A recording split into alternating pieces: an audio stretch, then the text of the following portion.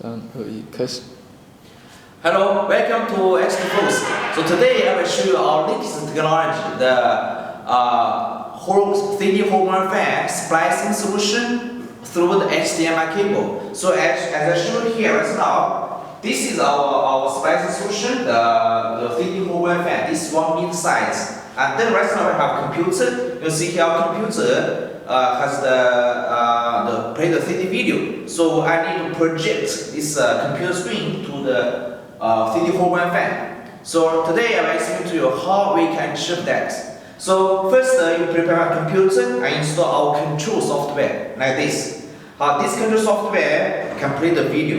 And then we will output this computer through the HDMI cable. So this HDMI cable will go directly to our splicing control box as shown here, as see here. This control box will connect to our 3D hologram fan through the fiber cable, okay? You say this is yellow cable, this is the fiber cable.